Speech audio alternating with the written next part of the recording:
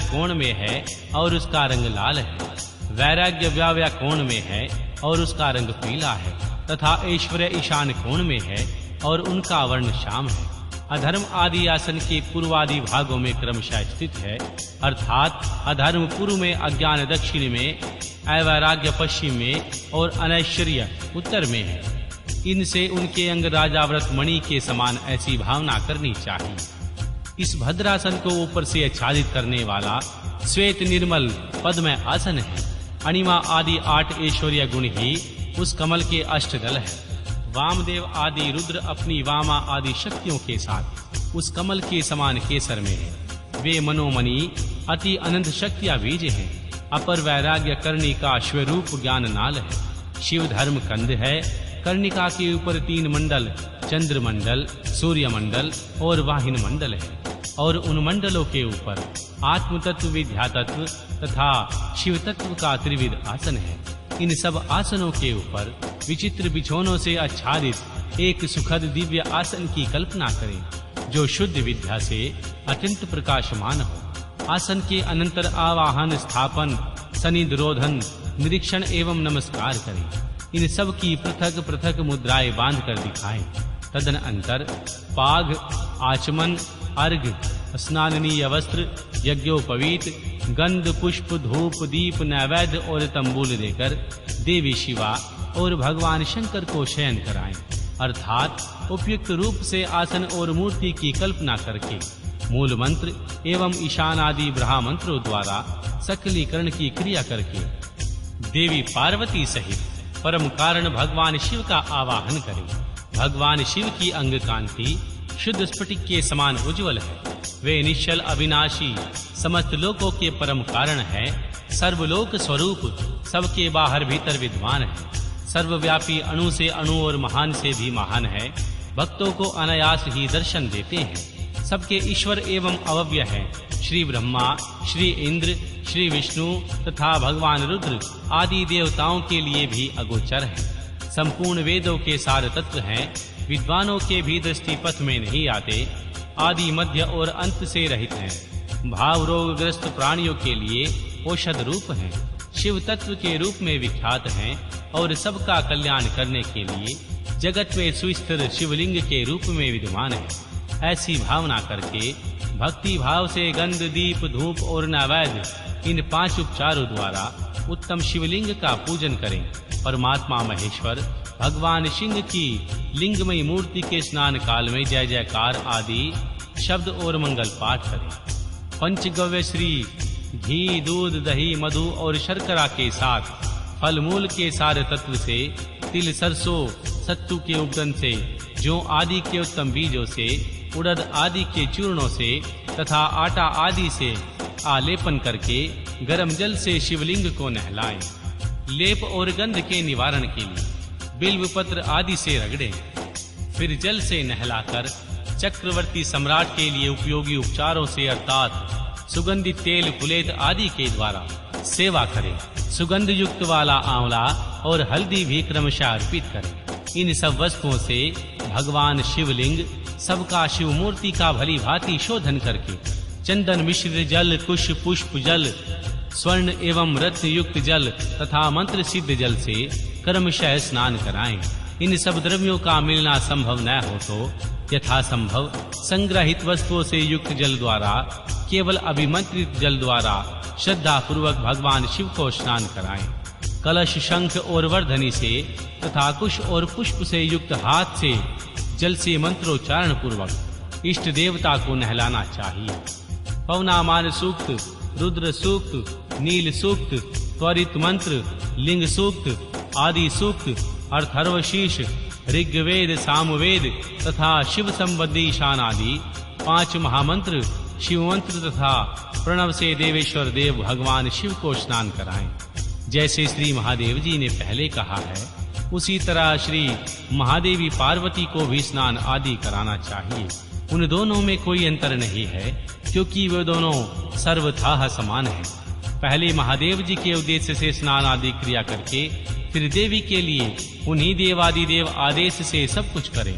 अर्धनारीश्वर की पूजा करनी हो तो उनमें पूर्वापर का विचार नहीं करना चाहिए।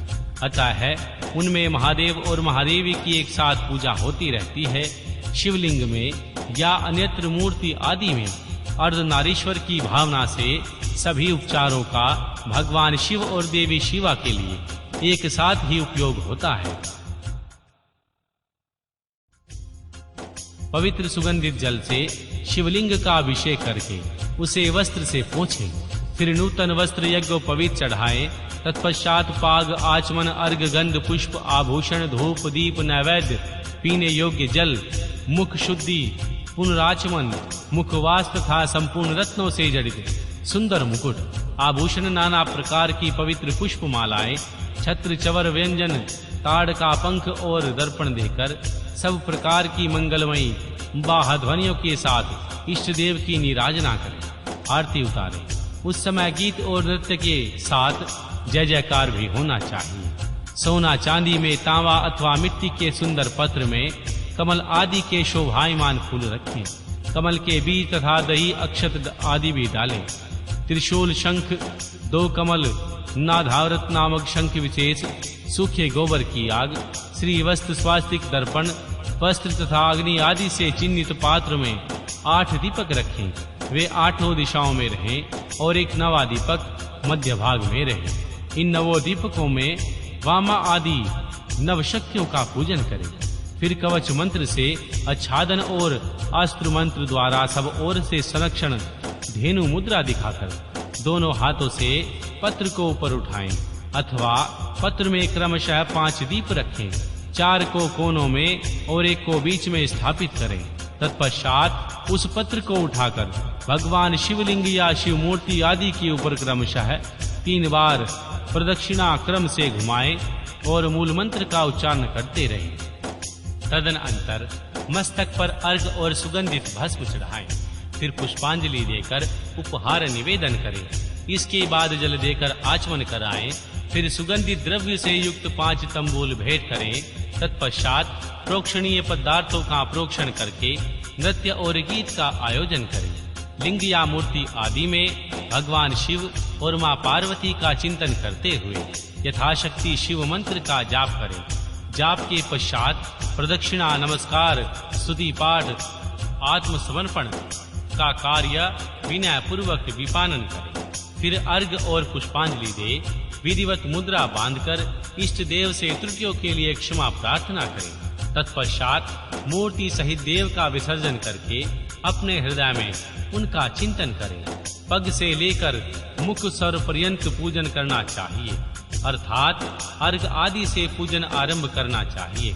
अधिक संकट की स्थिति में प्रेम पूर्वक केवल पुष्प मात्र चढ़ा देना चाहिए।